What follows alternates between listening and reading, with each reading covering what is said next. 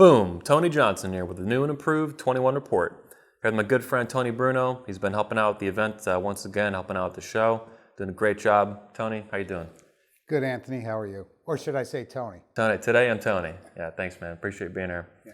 So this is one of your many times being at 21 Summit, 21 Convention. What's it been like this year for you, the 15-year anniversary of the event, compared to when you first came? I see a major improvement every year. Yeah. I see an improvement in men. I see an improvement in the way it's run. Improvements in every facet of the convention. Thanks. I appreciate that.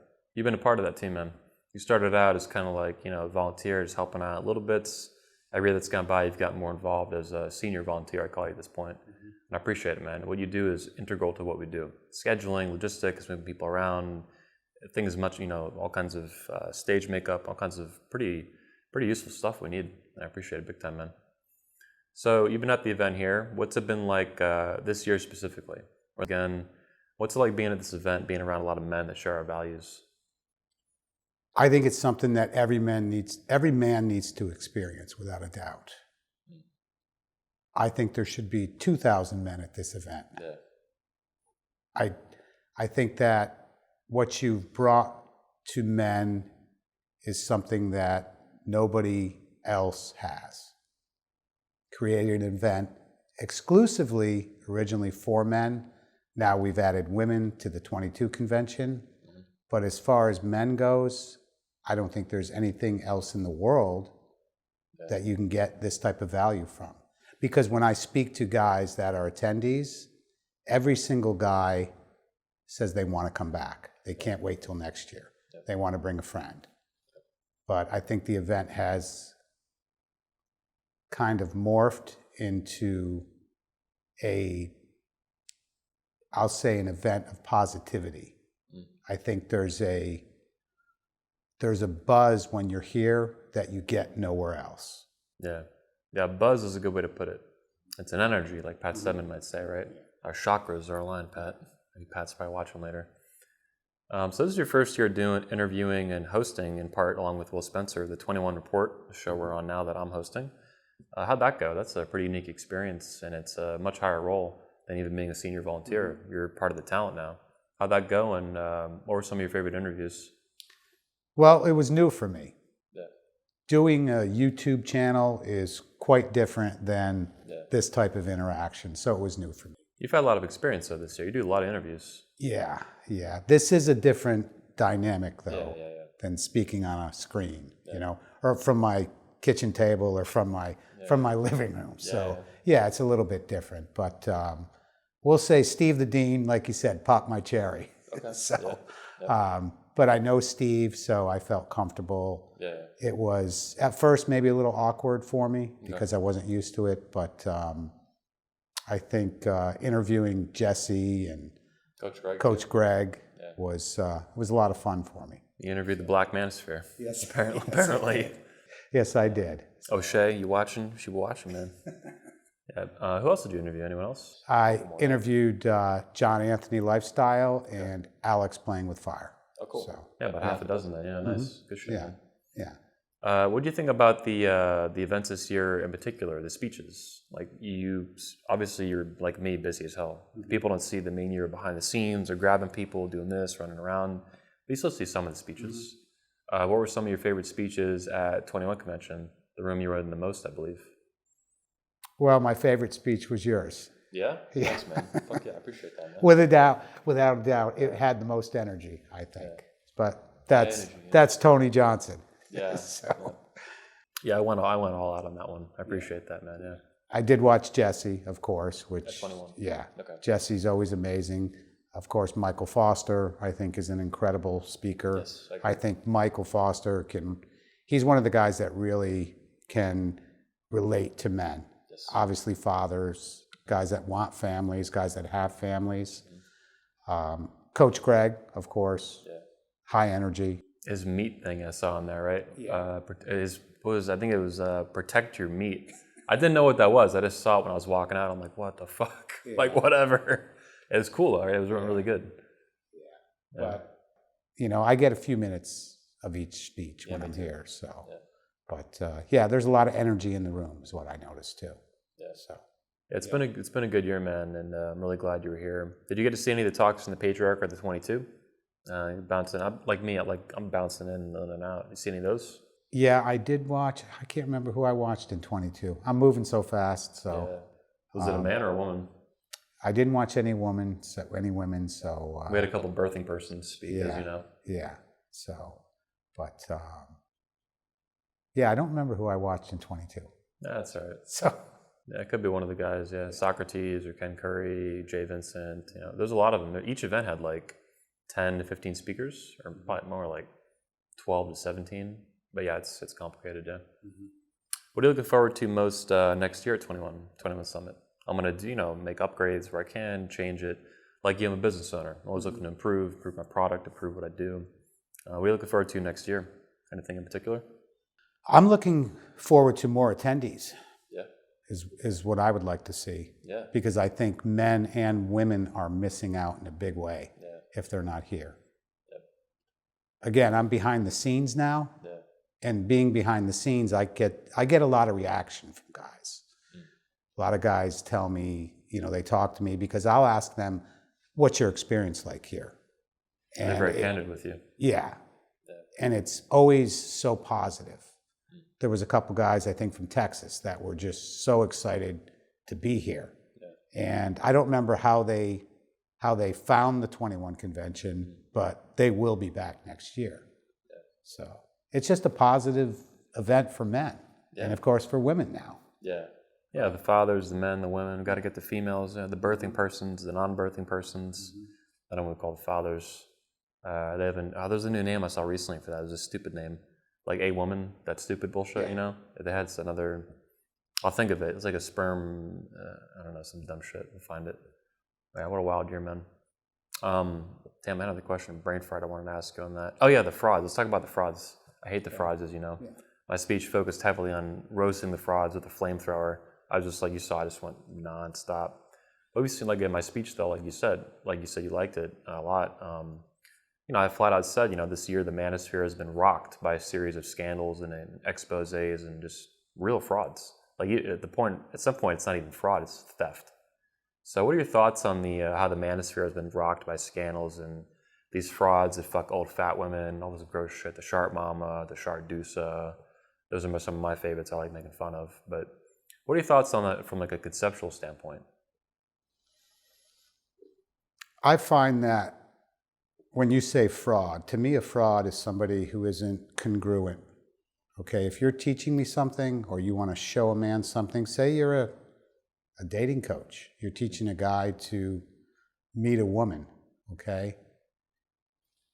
What you've produced from we'll say your dating program or your different things that you sell, your courses. Your results. Your results. Yeah. Your receipts. Yeah, receipts. I think a receipt for a dating coach is really important. I've heard guys say, oh, you don't need receipts.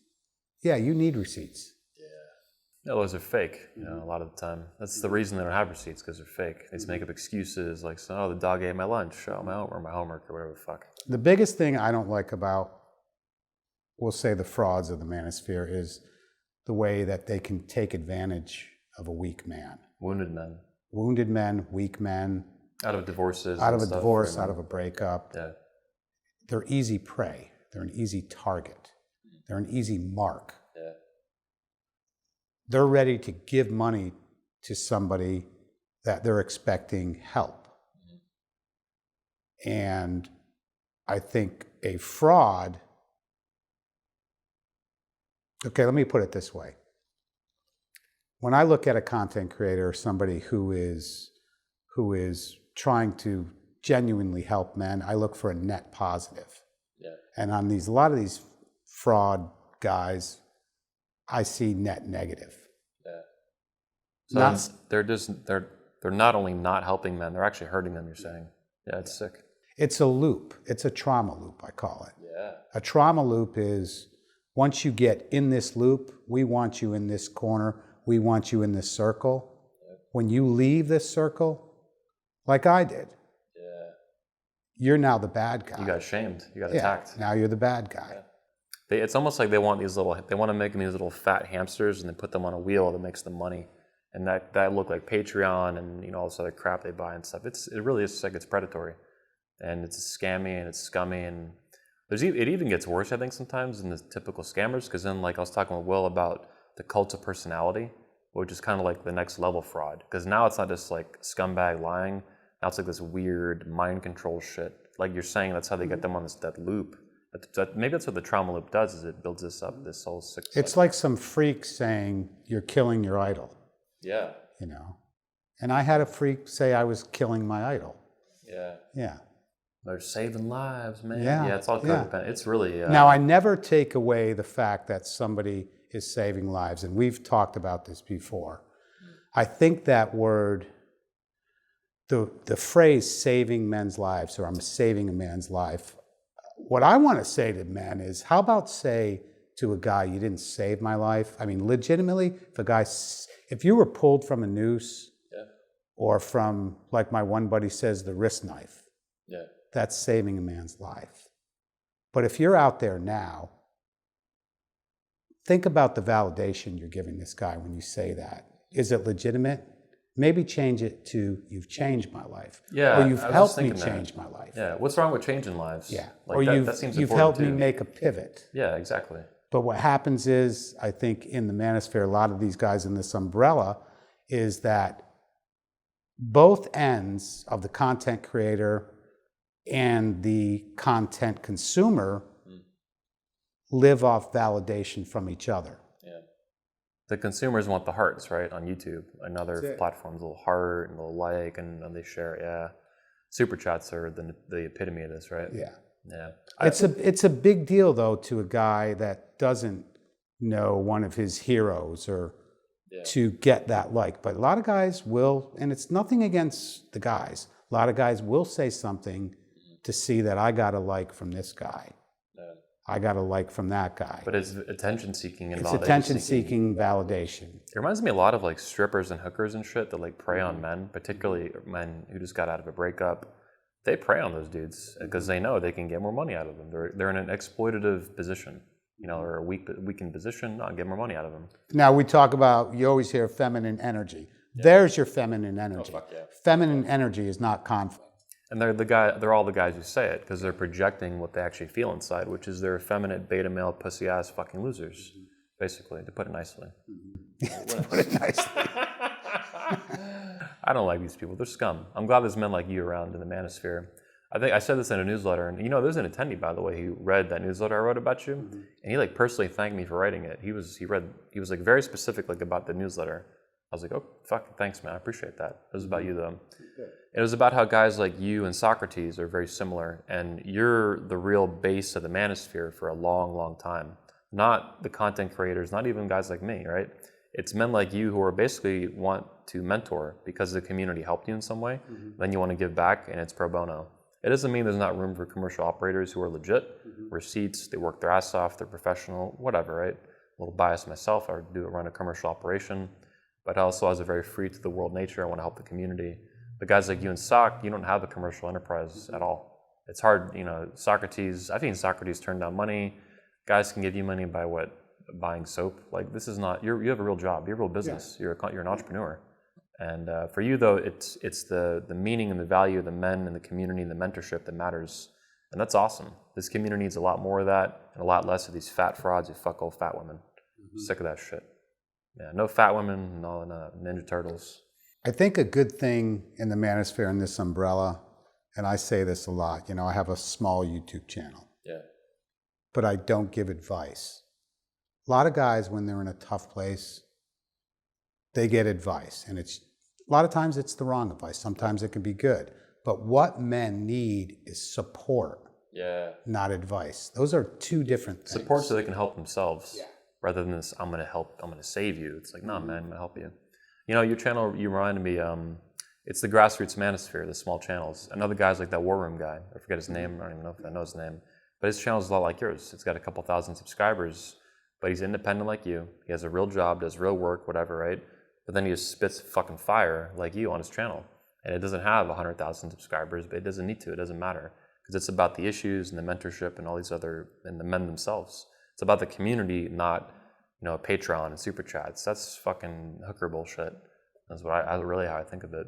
A lot of these frauds, I don't even see them as any different than like OnlyFans girls, It's the same thing. It's just Patreon instead of OnlyFans. Otherwise, it's the same fucking thing. Validation seeking, hurt men. It's hurt men. It's the same men, right? Interchanging between the two. It's sick, man. So I'm glad there's guys out there like you and Socrates and the War Room guy. You guys are the real heart of the manosphere on a people level. I've had a few compliments. A compliment to me was when somebody called me, I'm building bridges. Yeah. And I like that. The reason I like when he said that is because I've brought different communities together. I remember I texted you one night when I said, Michael Foster and MGTOW Dictionary are on my stream tonight. Okay. Two guys you would never think would be able to have a great conversation. And it was an amazing conversation. Your channel does do that a lot. You're right, you're a bridge builder. I do the same thing as well with the conventions. It's a unique skill. Pat Stedman, one of my favorite guests on my show, good friend. Dating coach. Yeah. The Black Pill community. I've aligned and found those guys good friends, good people, looking for truth. That's what the Black Pill community is about. I think the Red Pill community has been, I think I've used this phrase before, but bastardized. And it's no longer dogma. It's become the Rolo pill. Yeah. So it's whatever Rolo says, that's what it is. He's tried to hijack that term, man. And it's been hijacked. We call it the Rolosphere, Loserville. So, but, bringing like Pat Stedman on and a lot of, I'll call them my Black Pill brothers, loved Pat Stedman. Yeah. Because he's genuine. He's a dangerous individial. Yeah, he speaks the truth. Yeah. And he's genuine, plain and simple. That's what men are looking for. Yeah, more than ever today. Yeah. See, me and Will were talking earlier about clown world and shit, 21's like opposite. It's anti-clown world. But really, it's like a whole world. It's not just clown world, it's fake world. Everything's fake. Fake pandemic, fake this, fake that, fake women, fake bullshit, fake all this crap, right? But the manosphere is very real. And we want, and most of it's very real anyway. There's some douchebags, obviously. But it's a lot of realness to it. And that's what, that's what you're focused on, I think, very intensely. And those guys, see the Black Pill guys. If people accuse me of being like secret allies with them, I'm like, I don't know. Interview them, Tony talks to them, it's not a big deal. They're men looking for truth in the world, like you said, They shouldn't just be thrown out the door because they pick a different color pill. Like this is fucking dumb shit, man. Yeah, I mean the pill philosophy. Talk to me about Tony Pill. How's Tony Pill going? Tony Pill is great. Yeah, the Tony Pill is something that popped up. Yeah. That's adapting. You got them in, can I get some over there? Is Tony Pills over there? Yeah. We should get a bottle of Tony Pills. I think the main thing about the Tony Pill is that you've got to be able to adapt to the truth. Okay. It might not be something that you're comfortable with, but truth is real important. Yeah. Okay? So adapting, I think, is the first part. Holding yourself accountable is very, very important. There's 3 A's to it. Accountability is the second part of it. Why don't you just blame women for everything? No, that's a lot easier. I've done that. Doesn't work. Doesn't work. Brings you down. So you adapt, you're accountable, and what that does, it makes you authentic. So there's 3 A's to that. And authenticity as a man, as a person, is real important. It's important to me. We hear that phrase, find yourself. To me, that's the simplest way to actually find yourself. And find your true self as a man. Yeah. So.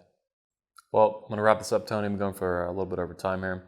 I appreciate your time, not only now in the interview, but throughout the whole event, man. Everything that you did means a lot to me. I appreciate it. Big time. Thank you. Thank you. Fuck yeah. Thank you for having me. I appreciate it. Yeah. I'll see you next year, and I'll see you soon, I'm sure, too. I know you guys at the beach, man. It's been a while. Sir. Yeah. Thanks, Anthony. All right. That's it, guys. This has been Tony Johnson and Tony Bruno with the new and improved 21 report. See you next time, or probably next year. This is our last one. Peace.